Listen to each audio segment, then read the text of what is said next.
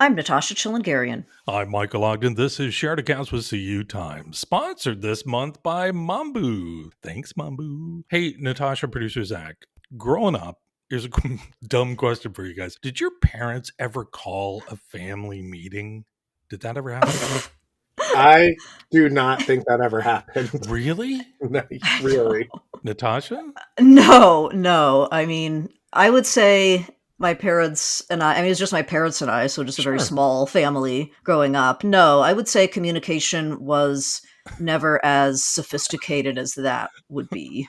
That's Like, amazing. I actually, wonder if I it's a have to Southern second thing. Natasha and say if there was something to be talked about, it was just told to us. well, if there was something to be talked about, it usually would just kind of fester for a while under the radar until everyone got really tense and uncomfortable and wouldn't express their feelings. And then eventually, maybe it would lead to like a blow up where Great. someone cussed someone else out at some point. All right. Very healthy background. It happened on rare occasions with our family. With you? Oh, really? Oh yeah. And again, I don't know if it was a Southern thing, but our Maybe. our friends and all that would have. Oh, we had a family meeting last night. And okay. So anyway, I won't go into it. Yeah. So it's all therapy, I guess. But I've been thinking a lot about my parents lately, and I'm really, really glad. And there'll be a point here in a second. Okay. But I'm really glad Where's this that going? I was raised in the days before the internet. I think absolutely. my parents would have been out of their freaking minds Googling probably, how to be a parent. This was in the 70s and 80s, and they're just like, I don't know, let's try this. But anyway, so I Googled family meetings, and I got a ton of articles about ways to conduct a family meeting, or 10 topics to explore during a family meeting, or how to ensure your family meeting doesn't turn hostile. But all of these articles read like it was a drug intervention. It was very strange. But one thing I did notice, and this is where it all comes back into work and credit union things, is most of these things read similar to how you should conduct meetings at work. And Okay. I might start using some of these questions, these prompts that I found in these articles for our next newsroom meeting, just to see how Jim and Peter might react. They might be like, what the hell is your problem? Yeah, I think they'd okay, be so confused. here's some questions I pulled from how to conduct a family meeting that I think others in our audience could use in work meetings. Okay, I'll blow right through this. Number 1, what is one thing we should stop doing or one thing we should start doing? Okay. Number 2, what can we celebrate? What was a big win for you lately? Now that to me sounds corporate-y work. Very but that was from a family meeting script. Here's another one. Is there a topic we need to add to our family/newsroom meetings? I added newsroom. Number 4, what was meaningful about the goal we accomplished recently or the experience we went through? What did you learn? I would hate that family meeting. Yeah. Number 5, if there was one thing we could focus on, what would make the biggest difference for our family or newsroom? Okay, number 6, as a family, newsroom, do you feel we drink too much? I thought that was funny. Yeah, and I would say to that, if I had to sit through one of these meetings, then I would start drinking too much, for sure. Yeah, you, like as a 7-year-old? And my last question, who keeps leaving the toilet seat up? Okay. Thought that was funny. Anyway. Well, not me. If it was me with Peter and Jim, it's definitely not going to be me. You know what? Solid point. So yeah, everybody feel free to use those questions, but absolutely welcome to Shared Accounts with CU Times. I have to say, Michael, with a slight tonal shift, you could complete your transformation into the most passive-aggressive boss ever. Oh, 100%. Yeah. Like, just the delivery, like, what would you say was a victory for you this week? Exactly. You know what? Zach, leave this in the show. This is too good. Do not edit this out. Agree.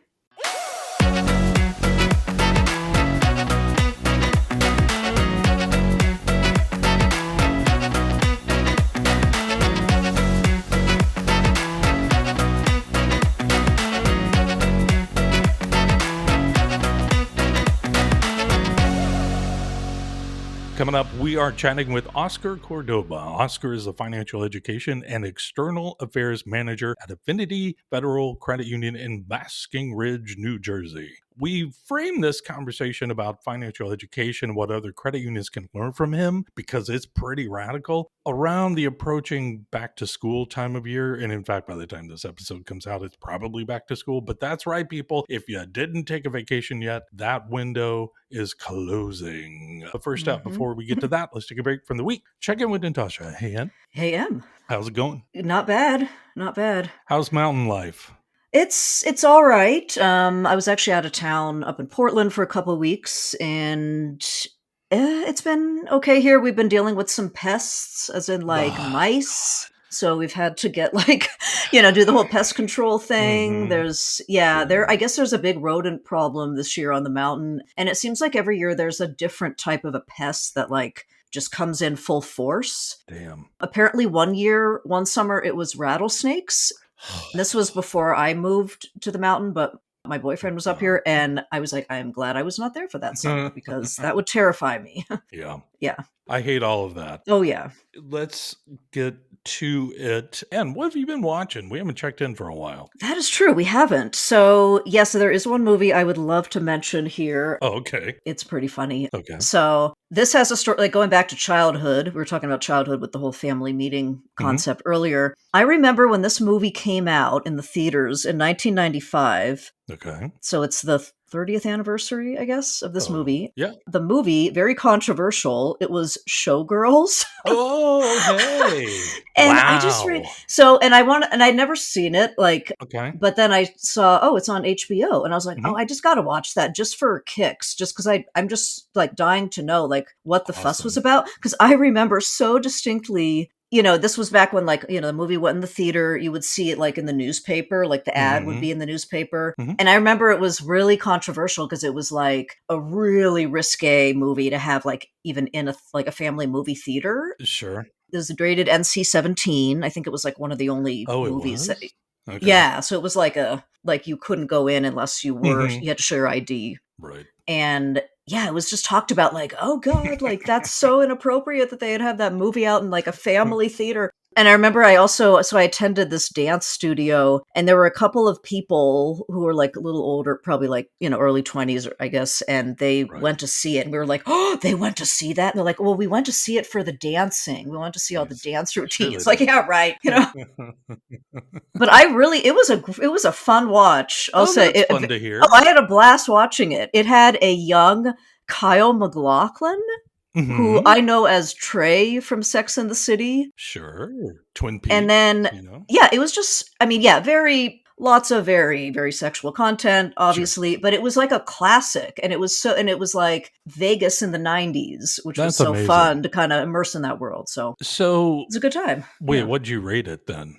Oh gosh, I can't remember. It might have been like 3.5 stars. Okay, that sounds good. Because it was still dumb, and there was one part that was really like, whoa, like there should be a major trigger warning. Like, we won't get into that part. Yeah, we won't say what it was, but yeah, that could be pretty like, traumatic to even watch. Right. So I guess 3.5. I don't know. I don't give a lot of like 4 or 5 star ratings on movies unless it's like, oh, this is just that was one of those movies that was so trashy garbage at the time, and in the 30 years has kind of come around to like people just kind of love it because it's so trashy. Right. And I even read like they did like 30th anniversary like screening events like what's somewhere. Her name? Elizabeth Berkley. Yeah. That's great. Yep. So that was my little movie. What a memorable movie watch. Yeah. What a nice rock to kind of turn over from the past and find that. That's good. And you know what else it was? It was like the feeling of, this is something I would have never been allowed to do, like watch this movie. And then you're like, yeah, now I'm an adult and I can do whatever I want and I can just watch all this stuff. And it was kind of a bit of that feeling. Yeah. So it was fun. Okay. Cool. Yeah.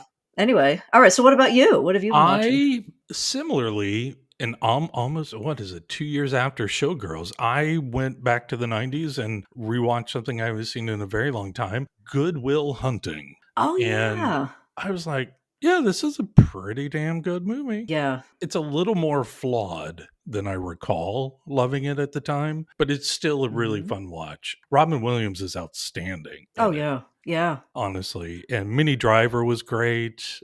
Matt Damon, Ben Affleck, Oh, all of them. absolutely. But it's a weird movie to rewatch now, but it's still solid. I think I gave it 4 stars. I gave it I 4. think that's Yeah. well deserved. Yeah. Did I ever tell you my story of when I watched that? No. So I was in Boston, actually, Mhm. in Southie, In and Southie, yeah. when this was like 2019, I believe, Okay. and I hadn't seen the movie, and then I was like, "Oh, I got to watch that movie because it took place like right around there." And there's Mhm. also like a bar where I think and I'm blanking on what scenes in the It was movie. around Harvard. Yeah, I Right. believe. Yeah, I was met up with my cousin, Erin, who lives out there, and yeah, she's like, "No, you gotta watch the movie, and then we'll go to the bar." Oh, Like, that's we went and had cute. drinks there. So I watched it. I remember I was in this, like, little Airbnb I was renting in Mhm. Southie in someone's, like, house or apartment or whatever, and Yeah. I watched it, like, on my laptop, and then we went to the bar, and I have a That's picture of us cute. in the bar, like, having drinks, so Please share that picture. Maybe we can I should, put it yeah. up Okay, online.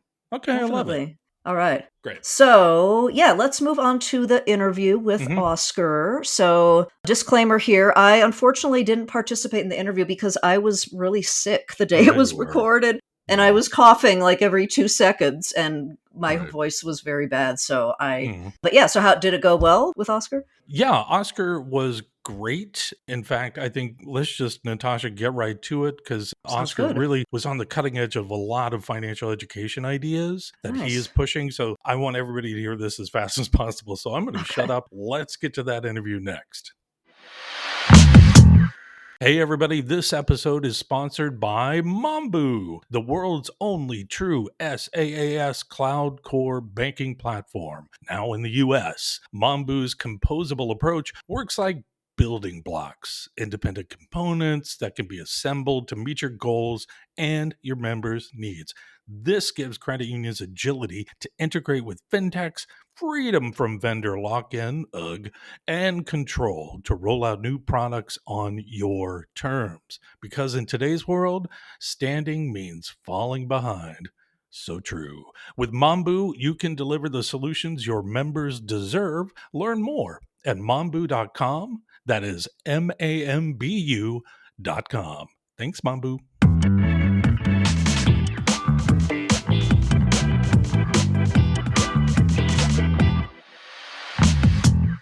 Joining me in the virtual studio today is Oscar Cordoba, Financial Education and External Affairs Manager at Affinity Federal Credit Union out in New Jersey. Oscar, so glad to have you on the show.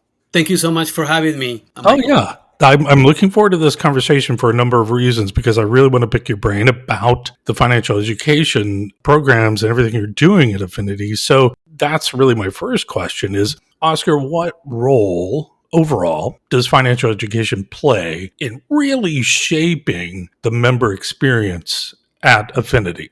Fantastic. Thank you so much. So financial education plays a critical role in shaping the member experience here at Affinity because we're always looking to improve the financial well being of our members, right? So, Mhm. our financial literacy programs equip our members with the knowledge and the confidence to make well rounded financial decisions. With our financial education program, we have topics that go over concepts such as budgeting, credit management, saving strategies, debt reduction, Mhm. retirement planning. And so, what we're looking for is that with this education, members are more likely to improve their credit scores, of course, reduce Yeah. debt, increase savings, and be able to have a long term financial success, right? Mhm. So pretty much comes down that our leadership program is not just a service, it's kind of like a core strategy to build trust, engagement, and of course long-time relationships with our members. Okay. And now I'm going to drill down a bit on the engagement part you just mentioned because, data shows basically every year that credit unions do outpace banks in customer satisfaction. How much of that do you attribute to education and community engagement efforts at Affinity? So thank you for that question. Yeah. Yeah. Credit unions like Affinity prioritize financial education, helping members understand their finances and make better financial decisions, right? Mhm. Unlike many banks, credit unions treat education not as an afterthought, but as part of their core mission. This Right. personal investment in members' well being creates loyalty and goodwill. So when members see tangible improvements, for example, they come back to me and they say, I was able to improve my credit, or I Hmm. was able to reduce debt. And this came thanks to your educational initiatives.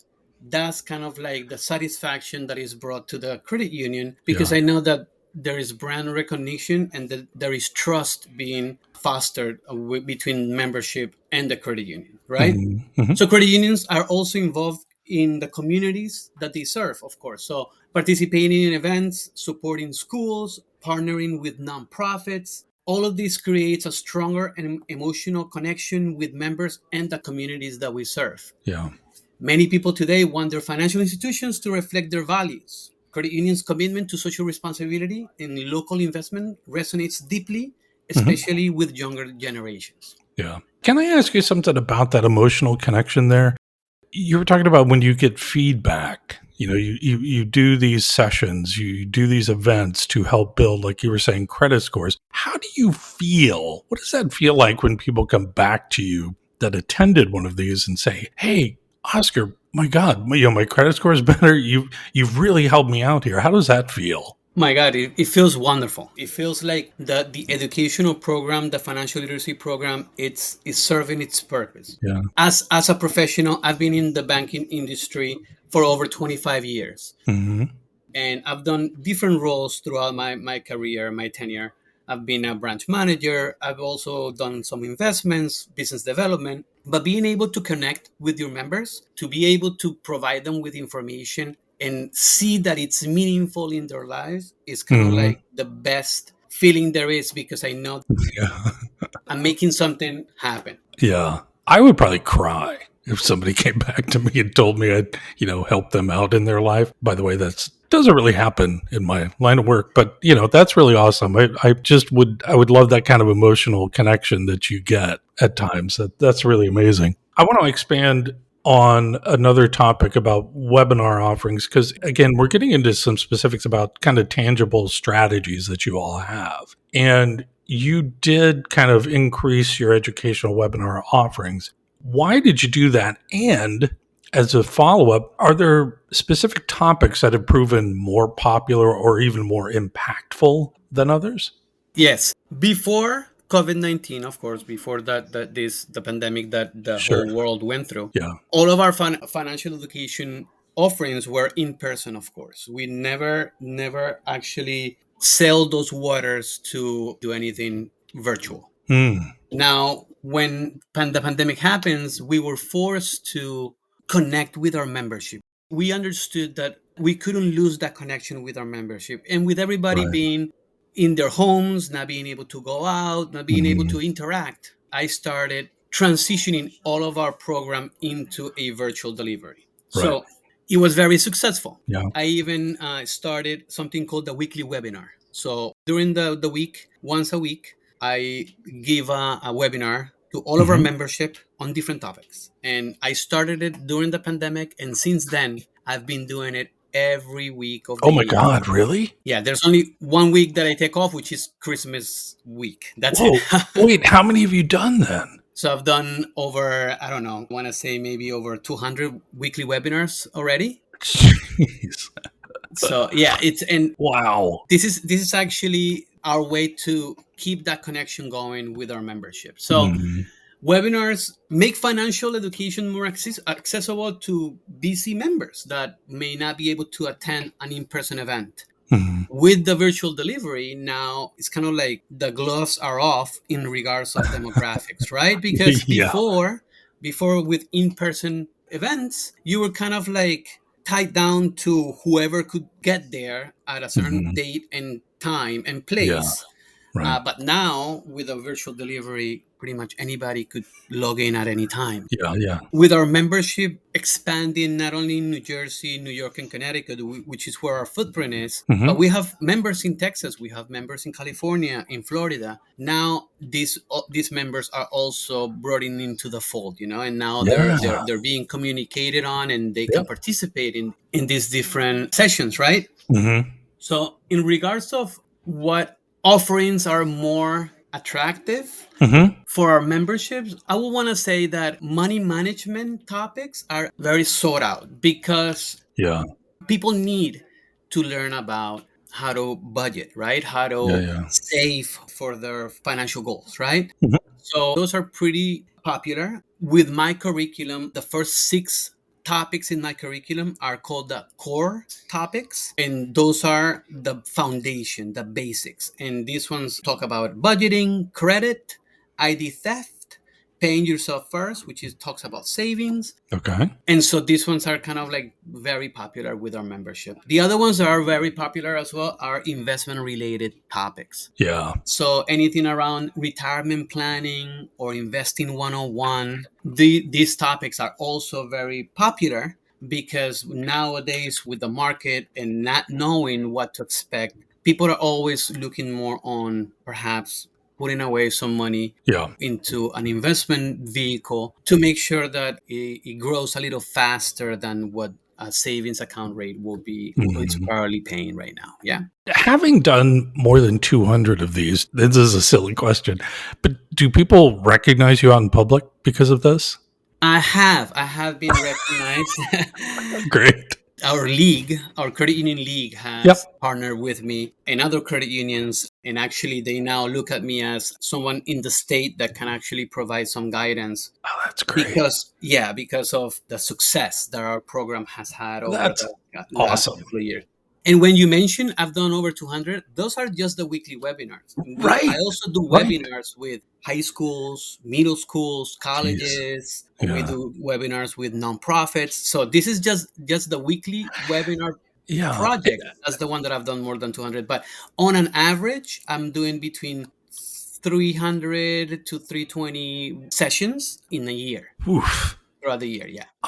And I really wanted to, I appreciate you kind of expanding on this because I wanted our audience to understand like, listen, this stuff works in a lot of different ways, not only for the brand, but for you, for the community, and the kind of consistency that you are bringing and with your message is just, this works all the time, but people are really bad with consistency. And I just applaud you, Thank you. Oscar, Appreciate it. for Thank all your you. work. Yeah. Okay. I want to ask about more maybe in-person events. You have financial reality fairs. Now, I've heard of some other credit unions doing this. How does your program work? Okay, so financial reality fairs is a new concept. Well, it's not a new concept. I know that many credit unions and many other states Hmm. have implemented financial reality fairs for some years already. But for us here in New Jersey, we just started playing with this idea just Q4 last year. Okay. And so we got in touch with our credit union league and they were able to facilitate a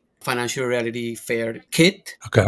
And then we little by little we started going to different fairs in Pennsylvania just to Hmm. see how they were, how you will run one. Hmm. And then at that point I started reaching out to different high schools and colleges Hmm. to offer this free service. Yeah. Now this year in the spring we held about 10 fairs in 2 month span. And at that point, Whoa. I thought that this is really good. It's really picking up because a lot, high schools and principals talk to each other. And all of Hmm. a sudden, I was getting phone calls left and right about this new concept, right? Yeah. And so it's been really, really rewarding. Now, I'll explain what a financial reality fair is, if you don't mind. Yeah. Go ahead. So, a financial reality fair is kind of like an educational initiative, and this initiative is designed to give students and sometimes adults, of course, an Hmm. interactive experience with managing real world personal finances. These fairs are free and they're in person, and we've done them at high schools and some local community colleges. Okay. And so the fair is pretty much designed to simulate the challenges of real life budgeting. So the way they work is students will manage an income and make decisions about key expenses, including, for example, transportation, healthcare, housing, food, for example. Yeah. And so during the fair, there's different stations set up. And so each station will have a different one of these real life decisions that they need to make. So as Hmm. they move from station to station, volunteers will help them manage and budget and examine the implications that their own decisions have on their budget, right? Okay. At the end of the exercise, participants meet with a financial counselor. I'm usually a financial counselor because I love that interaction with the students, and I love Yeah. to see that light bulb go on, that eye Mhm. opening moment when they realize that perhaps the choices that they've made are way more expensive than the actual income that they are actually managing, Yeah. right? So we think that this interaction kind of like mirrors real world decisions. I usually tell students what you just did today is the actual decisions that your parents are making every month on Mhm. what to buy, on what to pay. And so I think that financial reality fairs are a powerful financial literacy experience because students feel empowered and they feel like they've actually have made the actual decisions that their parents are making. So Yeah. we think that we really believe that having giving students in high school, maybe junior senior year, Mhm. or college students when they're freshmen or sophomores in college, is going to equip them with the knowledge and the tools to be able to succeed in life and manage their income the best way. Yeah. And what do you think other credit unions can learn from what you're experiencing right now? And possibly, could you give some advice on practical first steps for those credit unions and credit union leaders looking to build or scale this kind of initiative? Yeah, fantastic. Yeah. So, with us providing so many fairs in the spring, Hmm. I got the pleasure and the opportunity, the privilege to partner with other credit unions and assist them with their own fairs. They source them out, they have their own relationship at different high schools, but they may be small credit unions that may not have the employee base that Affinity has. So, Okay. the way I would actually partner with them is I will provide in many times our kit, or in many times provide guidance and also provide volunteers, because in order for you to run a fair you need between, I want to say, maybe 25 to 30 volunteers. Okay. Okay. So with that said, one of my tips or advices on other credit unions that want Hmm. to explore this is that there is nothing wrong in partnering up with other credit unions. We coming from banks, because I used to work for a bank before joining Affinity. Hmm. The culture and our beliefs as credit unions is very different than banks. Oh, We, yeah. we collaborate with each other. We Mhm. is people helping people, right? Right. So one of my advices will be, as a new credit union looking into doing this, don't be afraid of asking questions, go into your league, find out what other credit union is doing it and partner up with them. Start by going to their fairs as a volunteer so you can Yeah. learn as much as you can. And then once you're ready, if you know that you don't have perhaps the manpower to be able to hold a fair, don't be afraid of asking, can we partner with your credit union that it's a little Yeah. larger, and we Yeah. can do Yeah. it together and we can co-brand it if you want to. Hmm. And so this is kind of like the way I've been able to foster 5 different relationships with 5 different other credit unions in New Jersey that Right. we're partnering up and we're doing things together. Well, and I hope this show actually opens maybe another door. Maybe you'd hate that, like for more people to contact you. Absolutely not. What you're saying, though, to me is so simply great, and it's very logical. And I just wish more people were approaching it in such a logical and strategic way. And I just love kind of how you're laying it all out. But I do want to ask about your other part of the job really quick, your external affairs perspective on things. How do you see education initiatives like this influencing partnerships, policy conversations, or even public perception of credit unions?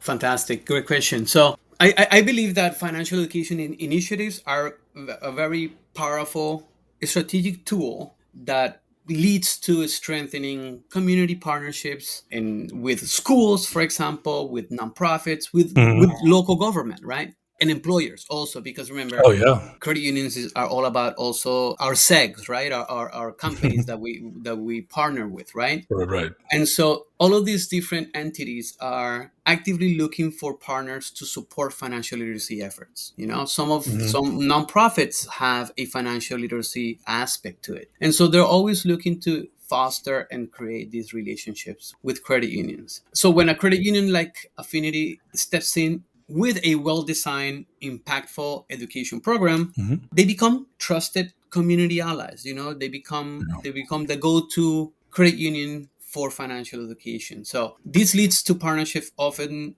evolving into deeper collaborations such as workplace financial wellness programs, school-based savings initiatives, Mhm. co-sponsored events. And so I really believe that these initiatives influence brand reputation, of course, and public perception. Yeah. In an industry often criticized for profit driven behavior, Mhm. credit unions stand out by prioritizing member well being and community empowerment. Exactly. So, with that said, I'm very happy that New Jersey is one of the states that has mandated that students they need to receive financial education before they graduate from high school, Mhm. because it has made my job easier to have a Mhm. conversation with a principal or a Right. school teacher, Right. because they know that now all schools need to have some kind of financial literacy curriculum available for the Yeah. students. And I know that this effort to pass these laws came from that need of be educate students and avoid student loan debt, for example, or Right. credit card debt. When I graduated from North Plainfield High School in 1999, that was non-existent. I never had a talk Oh, with right. Right. anybody about budgeting or money management or the importance of credit. And Mhm. I learned the hard way by getting a credit card and getting in debt and then spending like the next 3 years paying it off. So I remember those days, and they were not fun at all. No. But we feel that partnerships with schools, with nonprofits, with local government, I think they go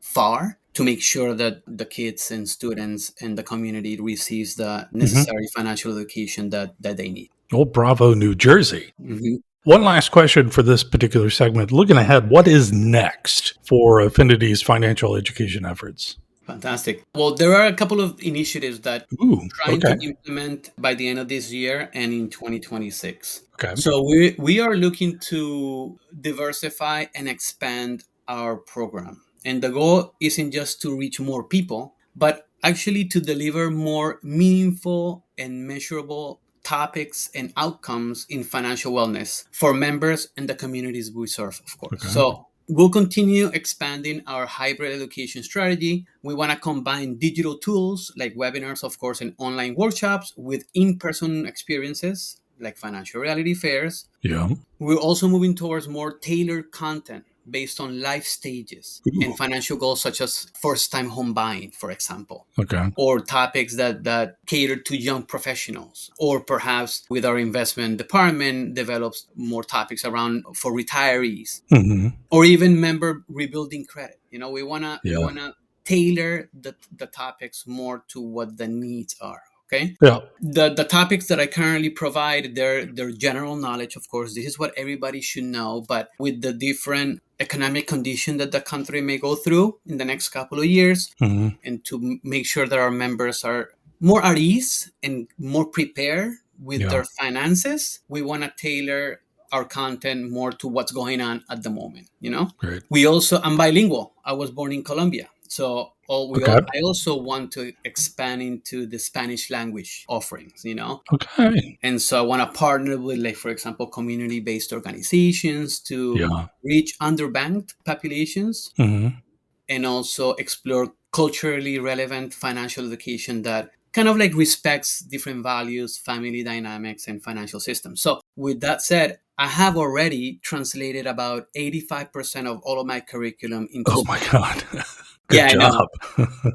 It's been great because, and sometimes translations are a little different from one language to the other. Mhm. So I've Mhm. been able to learn even more about the topic when you translate it into another language. And I have already started my path in fostering and creating these different relationships with different nonprofits and community-based organizations that cater and that have resources for the Spanish community. Yeah. So far I've done some Spanish financial education with Mhm. Catholic charities in New York. Great. I've done some with local community based organizations such as Elijah's Promise in New Brunswick, New Jersey. And Mhm. also, I've partnered with the New Jersey Mexican Consulate to provide Spanish language financial education to their communities. You were doing some incredible work. I am really blown away by the number of things you're doing as one person, for goodness sakes. All right. I have to learn more about you because this literally is the first time we're really meeting. And I want to go on to the second part of the interview, which is all about you. We do this for every guest because we just love learning more. You just mentioned, Oscar, that you grew up in Colombia. I didn't know that. Where did you grow up there? I was born in Bogota, Bogota? Colombia, and lived there until I was 12. When I was 12, I moved to the US. Okay. I migrated to the US. That was 1992, and I've been living here for the last 33 years. Where did you move to in the US? It's funny because since I moved to the US, I came to a town called North Plainfield, New Jersey, Okay. and I never left. Oh, I never left. Hey, man. I came to the town I live in. I purchased a home here. My kids are going to school, the schools I went to when I was their age. That's amazing. Yeah, I don't have the experience or the pleasure of living anywhere else but North Plainfield, New Jersey since I came 33 years ago. Hey, man, this sounds fantastic. How many kids do you have? I have 5 children. Ooh. The oldest is 19. He's already in college. He's Okay. doing the culinary program at a local college. He wants to become a chef. Great. And then I have a 16-year-old, a junior to be next school year. Okay. 14-year-old girl. She's going to be a freshman in high school. Okay. Then I have an 8-year-old boy and then my 4-year-old daughter. No. Okay. Our house is there's always something happening at home because it's crazy here. Love to hear it. Okay. Well, speaking of that, then it's that time of year as we're recording. We're just a couple of weeks away from a good chunk of the country going back to school.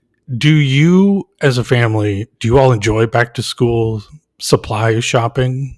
Of course. Yes. Actually, my wife just told me yesterday or the day before. I think it was yesterday. She mentioned, the school lists are out. Yeah. And having 4 of them in the school district right now. Right. It's we make it fun because there's 4 lists that we need to deal with. So my job here at home is to actually kind of like integrate the 4 lists. That way we're not making double trips to the store. Yeah. Right. And now with digital, we get a lot of the things through Amazon as well. Sure. But we make it fun and enjoyable because sometimes we've gone to Walmart and right before school and the store is full of people. People get aggravated, people get upset. So we try to go to the stores like that in off hours, maybe 1 o'clock in the afternoon one day to avoid the crowds. Yeah. And make it fun for them. Well, Godspeed to you and your family with that. Good luck. Okay, Oscar, I want to ask, going back a bit in your history, what was your first paying job? The day I got my driver's license. Ooh. When I turned 17. Okay. That day I got my driver's license. That evening I started delivering newspaper. Oh. So I used to work for a local newspaper. I used to pick up bundles of newspapers at 2, 3 o'clock in the morning. Yeah. And in my vehicle, I used to drive around town delivering newspaper to different households. What was the name of the paper? It was the Courier News. Okay. Yep. And I also did a little bit of the Star Ledger and USA Today. Fantastic. I think that all of those are all like the print version of those. I don't think they exist anymore. I think they do exist. Not really. Yeah. Yeah. Okay, that's a fun one. I think you're the first newspaper delivery person we've had on the show. Yes. Okay, one more childhood question. What was the first album, CD, or piece of music you ever bought or remember listening to? And I still listen to them. Okay. Because when I came to the US, I had a lot of social influences with rock, right? So I've been an avid fan of Metallica, even from the 1990s when they were really, really, really famous. And they still are. They go on tour and concerts sell out in minutes. So I still listen to them and I enjoy their music. Any particular album you like best? I like Master of Puppets. It's a great album that I remember listening to. And then I have another one, which is one of the most recent albums called Death Magnetic. That one is also a really good album. Have you seen him live? I have. Just a couple of years ago when they came to MetLife here in New Jersey. Yeah. I went with my son, Cool. My two oldest, who also enjoy rock as myself, Yeah. we went to the concert and we had a blast. We had a great time. Yeah. Good job exposing the kids to that stuff. That's great. Mm-hmm. I love it. Okay, last question for the day. Oscar, what was the last movie or TV show you watched? All right. So last movie was my favorite movie of all time. Ooh. And it's not a very popular movie, but I can watch it 24/7 and not get tired of it. The name of the movie is called Ronin, and it's a movie about spies. Main character was Robert De Niro when he was Mhm. very young. Ronin, Ronin. I love that movie. That was the last movie I watched, and that was maybe like a week ago. And the Oh, TV show I yeah. last watched, or I'm currently watching right now, it's from Netflix. I also love Formula One, so I'm finishing up the last season of Drive to Survive, which is a show from Netflix that talks about Formula One. Oh. Hmm. Hey, can I go back to Ronin really quick? Absolutely. I love that movie. You do. I So you know do. which one it is then. Yes, I watched it. I had to look back on my Letterboxd account, which is where I log all my movies. Last I watched it was March 16th of this year. There you go. Not a lot of people know about it. You know, what's your favorite movie of all time? Ronin. I'm like, what's that? I'm like, It is an obscure pick. I mean, it didn't do great at the box office, I don't believe, but it's not a bad movie. It's pretty fun. yeah, it's one of my favorites. Yeah. Yeah, Robert De Niro. Who else is? And Oh yeah, Stellan Skarsgård's in it, and I love that guy too. yep. And then the guy from The Professional, Oh, Jean Jean Reno, Reno. the Yeah. French guy. Yeah. Reno. Yeah. Great pick, Oscar. I love Mhm. that. Again, Oscar, I adore you. I'm really glad you shared all of this experience with us and with our audience today, and letting us know a little bit more about you and Ronin. Really Thank you good so movie. much. Of course, ladies and gentlemen, that is Oscar Cordoba, Financial Education and External Affairs Manager at Affinity Federal Credit Union. Thank you again, Oscar, for coming on today. Thank you so much for the invitation. It's been a pleasure. And if you want to share my information with any credit unions that want to know more about financial Oh, please, yeah. Where can people find you? Absolutely. Well, we're located in New Jersey, and my email address, oscarc@affinityfcu.com. That will be where anybody can send me an email. Mhm. If they have questions or they want to start from scratch their financial educational program, I'll be more than happy to assist anybody that can make use of my expertise. Fantastic. We all could use Oscar in our lives. Thank you so much. Thank you. Hey, to our listeners, thank you so much for downloading today's show. Please subscribe to Shared Accounts with CU Times and all the normal podcast places, and share the episodes with your coworkers or even people you don't like. I don't know, but just share it. It's fun. Feel free to rate us too. We would love that. And thank you so much to our sponsor, Mambu. Check them out at mambu.com. Thanks, Mambu. As always, thank you to our producer, Zach Nyheisel. Thanks, Zach. Join us again next week for a new episode of Shared Accounts with CU Times. Until then, thanks for listening.